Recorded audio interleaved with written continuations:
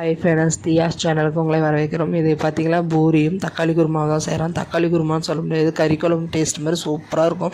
இந்த குழம்பு கொதிக்கிறப்பே வாசம் கறி குழம்பு வாசம் மாதிரி சூப்பராக இருக்கும். பாருங்க பூரி எவ்வளோ சாஃப்டாக இருக்குது. வாங்க இன்றைக்கி இந்த தக்காளி குருமாவும் பூரி எப்படி செய்கிறதுன்னு பார்க்கலாம்.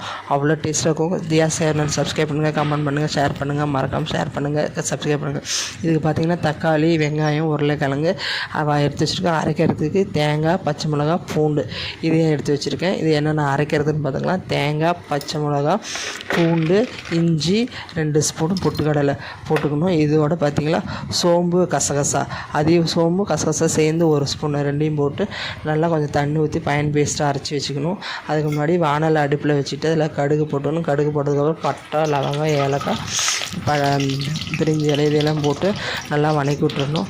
வணக்கி விட்டதுக்கப்புறம் ஒரு சின்ன வெங்காயம், ஒரு பெரிய வெங்காயம் எடுத்து சின்ன சின்னதாக கட் பண்ணி வச்சுருக்கேன். அது இதில் போட்டு நல்லா வணக்கி விட்டு 2 ஸ்பூன் இஞ்சி பூண்டு பேஸ்ட்டு அது இதில் போட்டு நல்லா வணக்கி விட்டு 2 தக்காளி அரைச்சிருக்கோம். 2 தக்காளி சின்ன சின்னதாக அரைஞ்சி இதில் போட்டு வணக்கி விட்டுறணும்.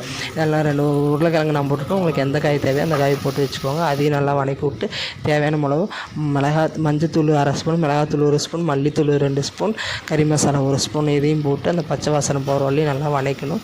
நம்ம அரைச்சி வச்ச பேஸ்ட் இருக்குங்களே அது இதில் சேர்த்துட்டு தேவையான அளவு தண்ணி ஊற்றி நல்லா அரைச்சி நல்லா கலந்து வச்சுக்கணும். கலந்து வச்சதுக்கப்புறம் எல்லாம் செக் பண்ணி சரியானு பண்ணி பார்த்துட்டு தேவையான அளவுக்கு தண்ணி ஊற்றிட்டு நம்மளுக்கு எந்த அளவுக்கு தண்ணி தேவையோ அந்த அளவுக்கு ஊற்றிட்டு அப்புறம் கடைசியாக உப்பு எவ்வளோ தேவையோ அது உங்களுக்கு அளவுக்கு தேவையான மாதிரி உப்பு பார்த்து கரெக்ட் பண்ணி போட்டுக்கணும்.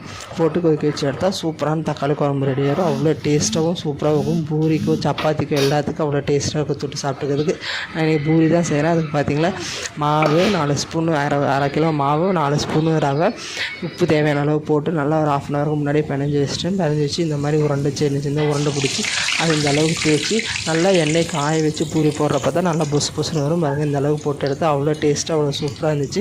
நீங்களும் ட்ரை பண்ணி பார்த்து எப்படி இருக்குன்னு சொல்லுங்கள் ஃப்ரெண்ட்ஸ். கண்டிப்பாக கமெண்ட் பண்ணுங்கள். தியா சேனலை கண்டிப்பாக சப்ஸ்கிரைப் பண்ணுங்கள், கமெண்ட் பண்ணுங்கள், ஷேர்